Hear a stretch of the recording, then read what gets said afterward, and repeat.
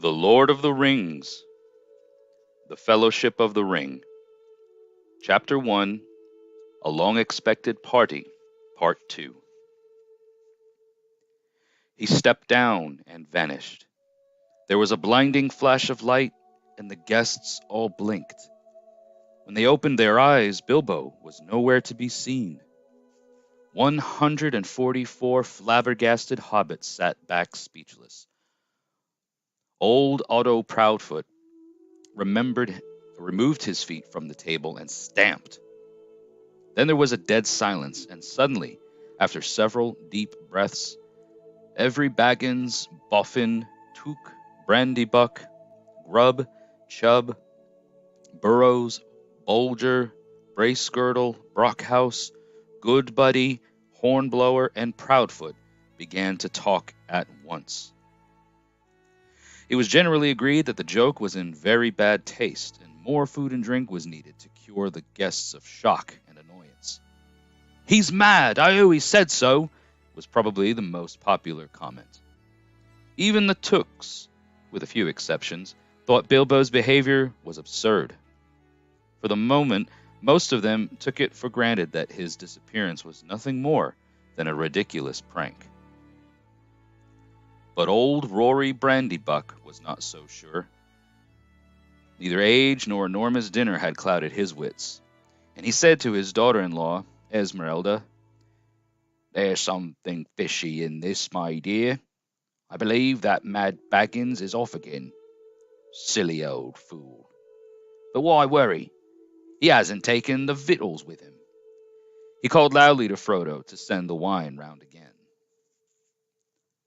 Frodo was the only one present who said nothing. For some time, he had sat silent beside Bilbo's empty chair and ignored all remarks and questions. He had enjoyed the joke, of course, even though he had been in the know. He had difficulty in keeping from laughter at the indignant surprise of the guests. But at the same time, he felt deeply troubled. He realized suddenly that he loved the old hobbit dearly. Most of the guests went on eating and drinking, and discussing Bilbo Baggins's oddities, past and present. But the Sackville Bagginses had already departed in wrath. Frodo did not want to have any more to do with the party. He gave orders for more wine to be served, then he got up and drained his own glass silently to the health of Bilbo, and slipped out of the pavilion. As for Bilbo Baggins, even while he was making the speech, he had been fingering the golden ring in his pocket, his magic ring that he had kept secret for so many years. And as he stepped down, he slipped it on his finger, and he was never seen by any hobbit in Hobbiton again. He walked briskly back to his hole and stood for a moment, listening with a smile to the din in the pavilion and to the sounds of merrymaking in other parts of the field. Then he went in. He took off his party clothes, folded up and wrapped his tissue paper, his embroidered silk waistcoat, and put it away. Then he put on quickly some old untidy garments and fastened round his waist a worn leather belt. On it, he hung a short sword in a battered black leather scabbard. From a locked drawer, smelling of mothballs, he took out an old cloak and hood. They had been locked up as if they were very precious, but they were so patched and weather-stained that their original colors could hardly be guessed. It might have been dark green. They were rather too large for him. He then went into his study, and from a large, strong box took out a bundle wrapped in old clothes, and a leather-bound manuscript, and also a large, bulky envelope. The book and bundle he stuffed into the top of a heavy bag that was standing there already nearly full. Into the envelope he slipped his golden ring and its fine chain, and then sealed it and addressed it to Frodo. At first, he put it on the mantelpiece, but suddenly he removed it and stuck it in his pocket. At that moment, the door opened, and Gandalf came quickly in. "Hello," said Bilbo. I wondered if you would turn up." I'm glad you find that. I'm glad to find you visible, replied the wizard, sitting down in a chair. I wanted to catch you and have a few words. I suppose you feel that everything has gone off splendidly and according to plan? Yes, I do, said Bilbo. Though the flash was surprising, it quite startled me, let alone the others. A little addition of your own, I suppose? It was. You have wisely kept that ring secret all these years, and it seemed to me necessary to give your guests something else that would seem to explain your sudden vanishments. And would spoil my joke. You are an interfering old busybody, laughed Bilbo. But I expect you knew best, as usual. I do, and when I know anything. But I don't feel too sure about this whole affair. It has now come to the final point. You've had your joke, and alarmed or offended most of your relations, and given the old Shire something to talk about for 9 days, or 99 more likely. Are you going any further? Yes, I am. I feel I need a holiday. A very long holiday, as I've told you before. Probably a permanent holiday. I don't expect I shall return. In fact, I mean not to, and I have made all arrangements. I am old, Gandalf. I don't look it, but I am beginning to feel it in my heart of hearts. Well preserved indeed, he snorted. Well, I feel all this, sort of stretched, if you know what I mean, like butter that has been scraped over too much bread. That can't be right. I need a change or something. Gandalf looked curiously and closely at him. No, it does not seem right, he said thoughtfully. No. After all, I believe your plan is probably the best. Well, I've made up my mind anyway. I want to see mountains again, Gandalf. Mountains! And then find somewhere where I can rest in peace and quiet, without a lot of relatives prying around and a string of confounded visitors hanging on the bell. I might find somewhere where I can finish my book. I have thought of a nice ending for it. And he lived happily ever after, to the end of his days. Gandalf laughed. I hope he will, but nobody will read the book, however it ends. Oh, they may in years to come. Frodo has read some already, as far as it has gone. You'll keep an eye on Frodo, won't you? Yes, I will. 2 eyes, as often as I can spare them. He would have come with me, of course, if I asked him. In fact, he offered to once, and just before the party. But he does not really want to yet. I want to see the wild country again before I die, and the mountains, but he is still in love with the Shire, with woods and fields and little rivers. He ought to be comfortable here. I'm leaving everything to him, of course, except a few ornaments. I hope he will be happy when he gets used to being on his own. It's time he was more of his own master now. Everything, said Gandalf. The ring as well? You agree to that, you remember? Well, yes, I suppose so, stammered Bilbo. And where is it? In an envelope, if you must know, said Bilbo impatiently. There, on the mantelpiece. Well, no. Here it is, in my pocket. He hesitated. Isn't that odd now? He said softly to himself. Yes, after all, why not? Why shouldn't it stay there? Gandalf looked again very hard at Bilbo, and there was a gleam in his eyes. I think, Bilbo, he said quietly, I should leave it behind. Do you want to? Well, yes. And no. Now it comes to it. I don't like parting with it at all, I may say, and I don't really see why I should. Why do you want me to? He asked, and a curious change came over his voice. It was sharp with suspicion and annoyance. You're always badgering me about my ring, but you have never bothered me about the other things that I got on my journey. No, but I had to badger you, said Gandalf. I wanted the truth. It was important. Magic rings are, well, magical, and they are rare and curious. I was professionally interested in your ring, you might say, and I still am. I should like to know where it is, if you go wandering again. Also, I think you have had it quite long enough. You won't need it anymore, Bilbo, unless I am quite mistaken. Bilbo flushed. There was an angry light in his eyes. His kindly face grew hard. Why not? He cried. And what business it is of yours, anyway, to know what I do with my own things? It is mine, my own. I found it. It came to me. Yes, you, said Gandalf. But there is no need to get angry. If I am, it is your fault, said Bilbo. It is mine, I tell you. My own. My precious. Yes, my precious.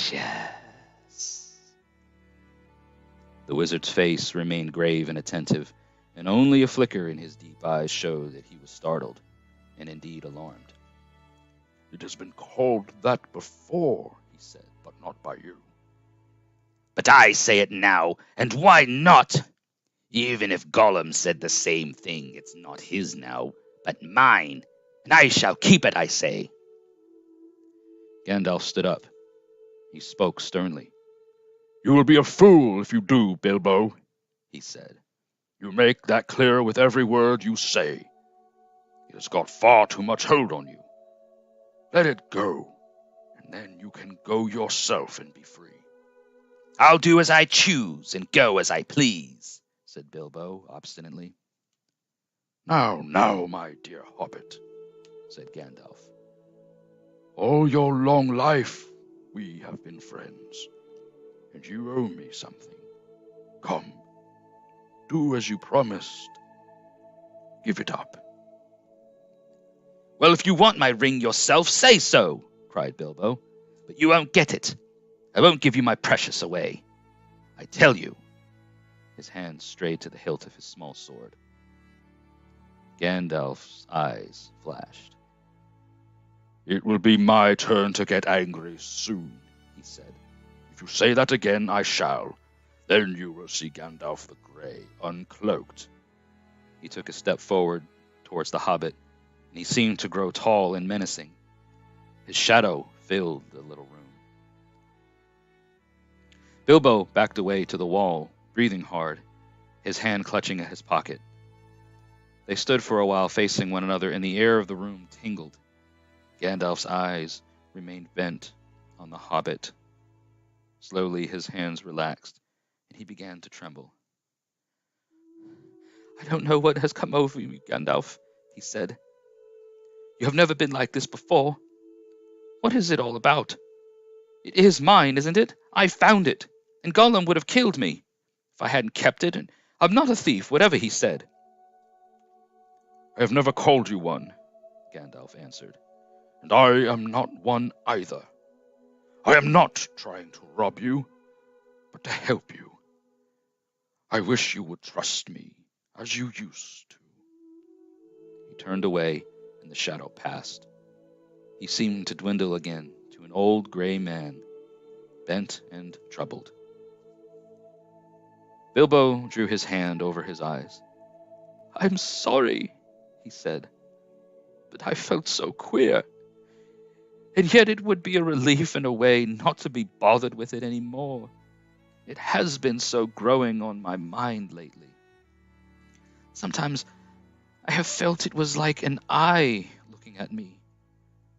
And I'm always wanting to put it on and disappear. Don't you know or wonder if it is safe and pulling it out to make sure? I tried locking it up, but I found I couldn't rest without it in my pocket. I don't know why, and I don't seem able to make up my mind. Then trust mine, said Gandalf. It is quite made up. Go away and leave it behind. Stop possessing it. Give it to Frodo, and I will look after him. Bilbo stood for a moment, tense and undecided. Presently, he sighed. All right, he said with an effort. I will. Then he shrugged his shoulders and smiled rather ruefully. After all, that's what this party business was all about.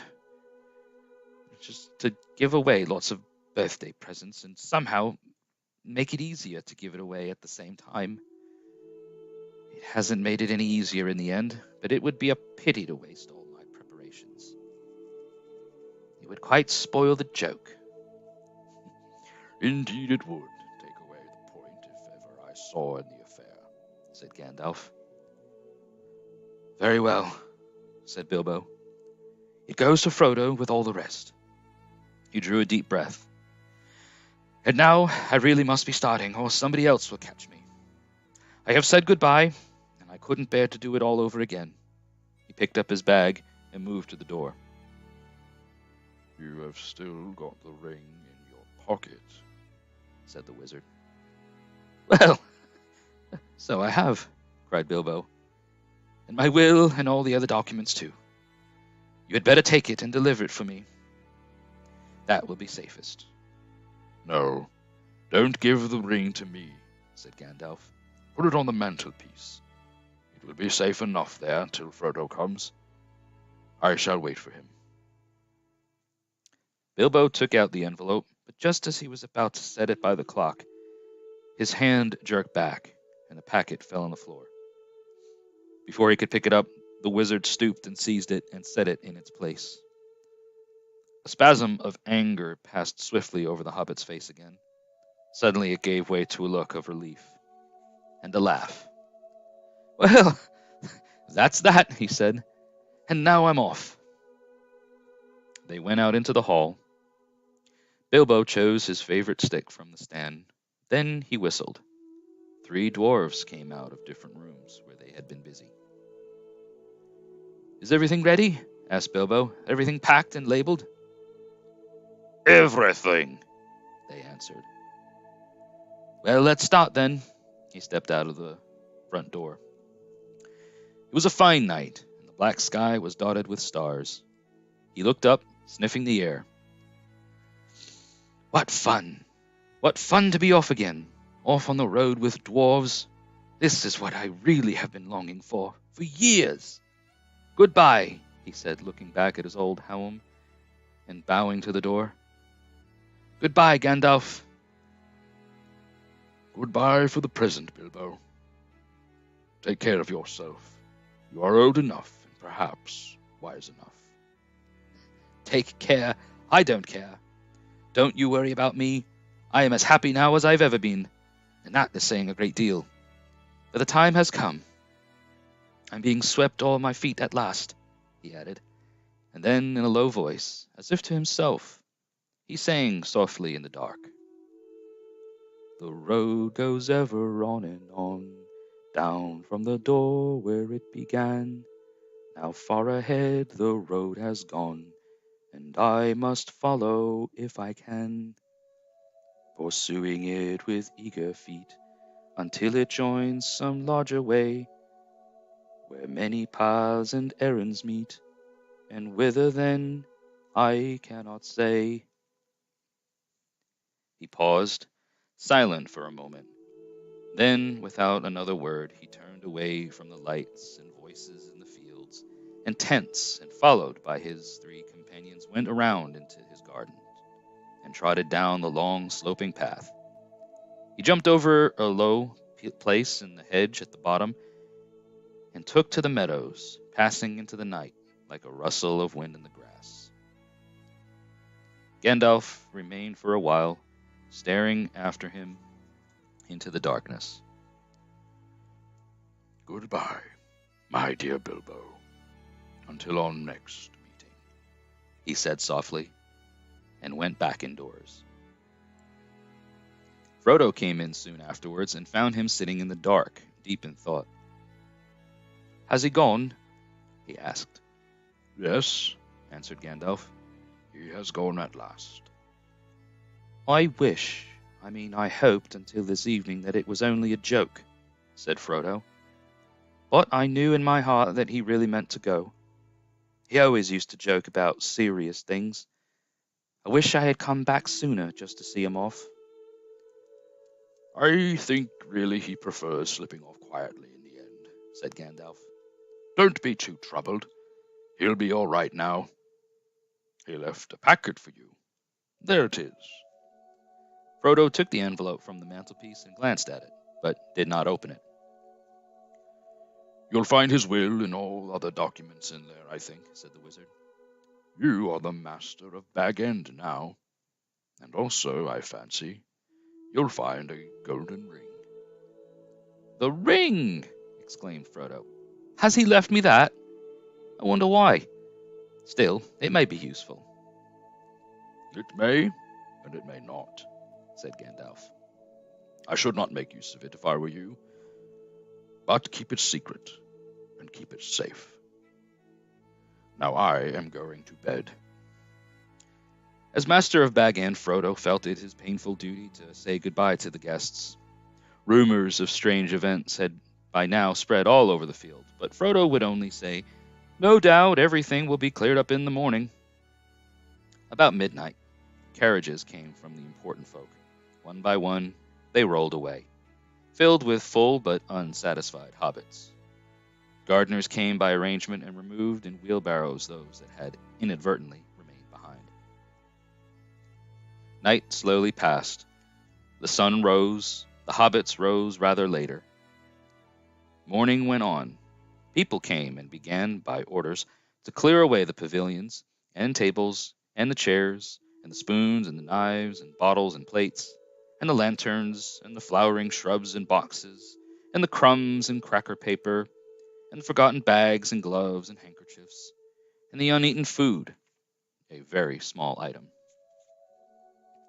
Then a number of other people came, without orders, Bagginses and Boffins and Bolgers and Tooks, and other guests that lived or were staying near. By midday, when even the best fed were out and about, again there was a large crowd at Bag End. Unvilified, but not unexpected. Uninvited, but not unexpected. Frodo was waiting on the step, smiling, but looking rather tired and worried. He welcomed all the callers, but he had not much more to say than before. His reply to all inquiries was simply this. Mr. Bilbo Baggins has gone away, as far as I know, for good. Some of the visitors he invited to come inside as Bilbo had left messages for them. Inside, in the hall, there was a pile of large assortment of packages and parcels and small articles of furniture. On every item, there was a label tied. There were several labels of this sort. For J.R.R Took, for his very own, from Bilbo, on an umbrella. Adalrad had carried off mainly unlabeled ones. For Dora Baggins, in memory of a long correspondence with love from Bilbo, on a large wastepaper basket. Dora was Drogo's sister, and the eldest surviving female relative of Bilbo and Frodo. She was 99 and had written reasons for good advice for more than half a century. Or had written reasons of good advice for more than half a century. For Milo Burrows, hoping it will be useful, from BB on a gold pen and ink bottle. Milo never answered letters. For Angelica's use, from Uncle Bilbo, on a round convex mirror. She was a young Baggins, and too obviously considered her face shapely. For the collection of Hugo Bracegirdle from a contributor on an empty bookcase. Hugo was a great borrower of books and worse than usual at returning them. For Lobelia Sackville Baggins, for Lobelia Sackville Baggins as a present on a case of silver spoons. Bilbo believed that she had acquired a good many of his spoons while he was away on his former journey. Lobelia knew that quite well. When she arrived later in the day, she took the point at once, but she also took the spoons. This is only a small selection of the assembled presents Bilbo's residence had got rather cluttered up with things in the course of his long life. It was a tendency of hobbit holes to get cluttered up, for which the custom of giving so many birthday presents was largely responsible. Not, of course, that the birthday presents were always new. There were one or two old madams of forgotten uses that had circulated all around the district, but Bilbo had usually given new presents and kept those that he received. The old hole was now being cleared up a little. Every one of the various parting gifts had labels written out personally by Bilbo, and several had some point or some joke. But of course, most of the things were given where they would have been wasted or would have been wanted and welcomed. The poorer hobbits, and especially those of Bagshot Row, did very well. Old Gaffer Gamgee got 2 sacks of potatoes, a new spade, a woolen waistcoat, and a bottle of ointment for creaking joints. Old Rory Brandybuck, in return for much hospitality, got a dozen bottles of Old Wynyards, a strong red wine from the South Farthing, and had quite matured, as it had been laid down by Bilbo's father.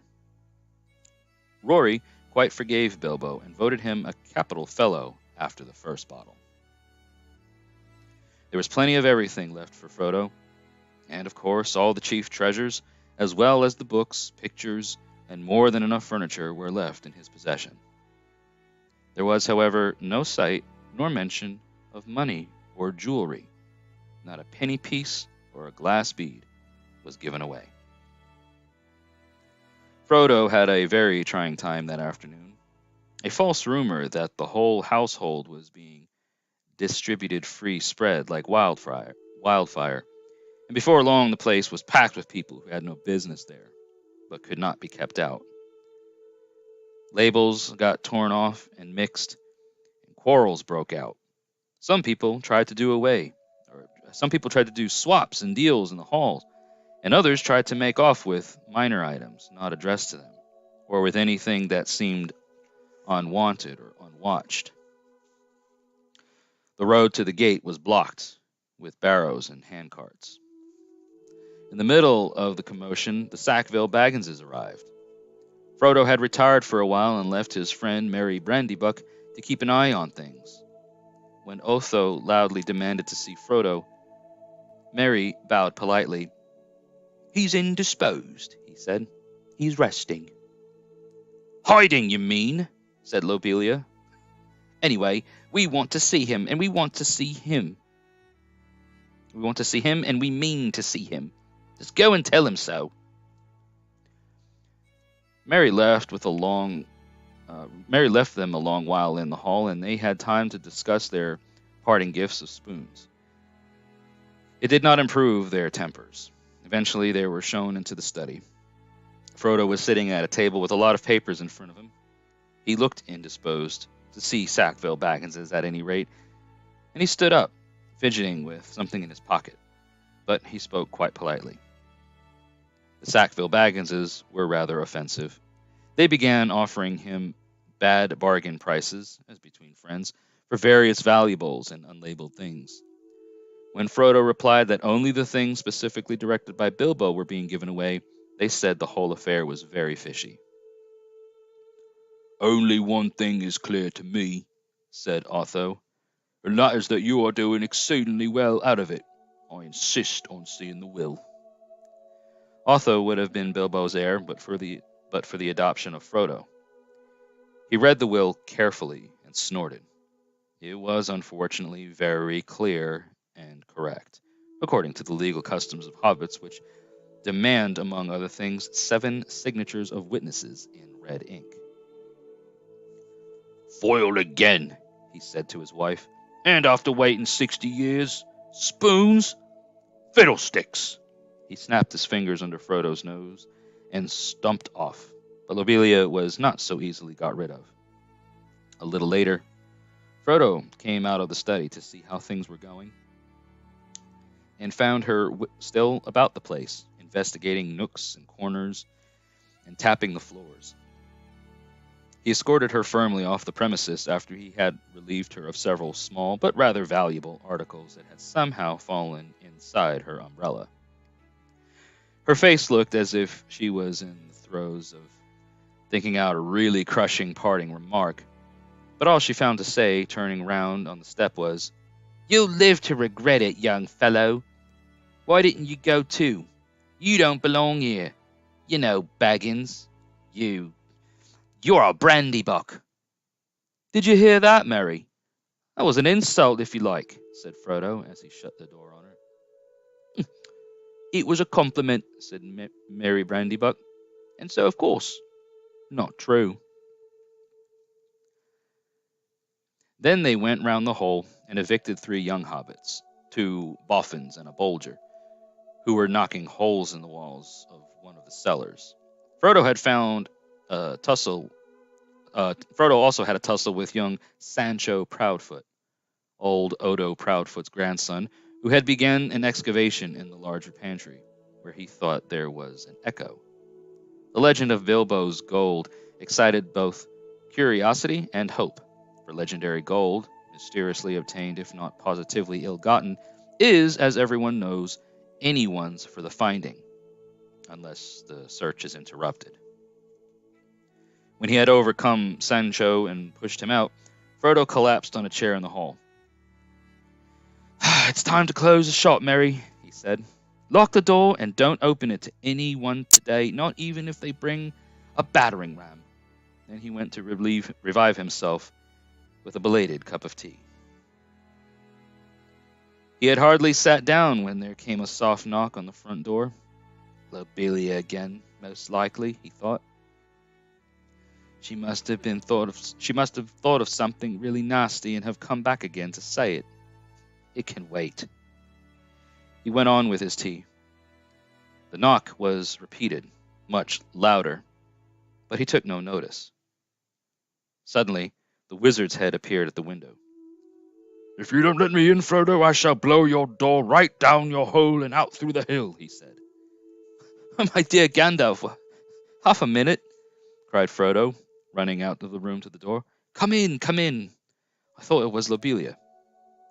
"Then I forgive you, but I saw her some time ago, driving a pony towards Bywater with a face that would have curdled new milk."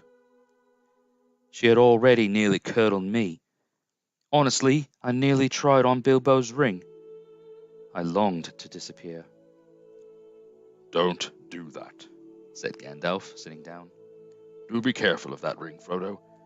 In fact, it is partly about that I have come to say a last word." Well, what about it? What do you know already? Only what Bilbo told me. I have heard his story. How he found it and how he used it on his journey, I mean. "Which story, I wonder?" said Gandalf. "Oh, not what he told the dwarves and put in his book," said Frodo. "He told me the true story soon after I came to live here. He said you had pestered him till he told you, so I had better know too. No secrets between us, Frodo," he said. "But they are not to go any further. It's mine anyway." "That's interesting," said Gandalf. "Well, what did you think of it all?" "If you mean inventing all that about a, quote, present, well, I thought the true story much more likely, and I couldn't see the point of altering it at all. It was very unlike Bilbo to do so anyway, and I thought it rather odd."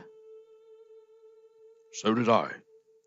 But odd things may happen to people that have such treasures, if they use them. Let it be a warning to you to be very careful with it. It may have other powers that just making you vanish when you wish to. I don't understand, said Frodo. Neither do I, answered the wizard. I have merely begun to wonder about this ring, especially since last night. No need to worry, but if you take any advice, you will use it very seldom, or not at all. At least I beg you not to use it in any way that will cause talk or rouse suspicion. I say again, keep it secret. Keep it safe. You are very mysterious. What are you afraid of? I'm not certain, so I will say no more. I may be able to tell you something when I come back. I'm going off at once, so this is goodbye for the present. He got up. At once? Cried Frodo. Well, I thought you were staying. Or for at least a week. I was looking forward to your help. I did mean to, but I have had a change to my mind. I may be away for a good while, but I'll come and see you again as soon as I can. Expect me when you see me. I shall slip in quietly. I shan't often be visiting the Shire openly again. I find that if I have become rather unpopular, they say I'm a nuisance and a disturber of the peace. Some people are actually accusing me of spiriting Bilbo away or worse. If you want to know, there is supposed to be a plot between you and me to get a hold of his wealth. Some people, exclaimed Frodo. You mean Otho and Lobelia? How abominable! I would give them Bag End and everything else if I could get Bilbo back and go off tramping in the country with him. I love the Shire, but I began to wish, somehow, that I had gone too. I wonder if I shall ever see him again. So do I, said Gandalf. And I wonder many other things. Goodbye now. Take care of yourself. Look out for me, especially at unlikely times. Goodbye. Frodo saw him to the door. He gave a final wave of his hand and walked off at a surprising pace. But Frodo thought that the old wizard looked unusually bent, almost as if he was carrying a great weight. The evening was closing in, and his cloaked figure quickly vanished into the twilight. Frodo did not see him again for a very long time. Well, there you go again, my friends. There was part 2 of the first chapter, Fellowship of the Ring by J.R.R Tolkien. That was again part 2 of A Long Expected Party. If you want to listen or watch part 1, just click on the video that's down in the description or edit up here in the corner as a card. It'll be linked down below as well. For part 1, the first half of chapter 1.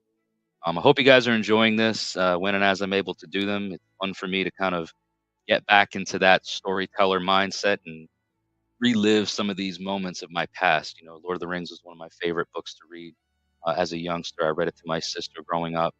We even had our little games and things that we would play where we reenacted characters from the stories. Anyway, so I hope you guys enjoyed that. If you did, please leave a comment down below. And I only hope to get better. I know some of the words along the way I trip up on, but I am not a professional storyteller or a professional reader of stories, at least not in this capacity. So I do my best and hope to only get better as we go. Um, so thank you all for listening to this, watching this. You know, there's not much to see, but hopefully you enjoyed listening. Um, and yeah, don't forget to subscribe to the channel and ding the bell for notifications. So that way, you're notified when the next video of this or any others of mine come up. So until we talk to each other again, hail, take care. See you in the next one.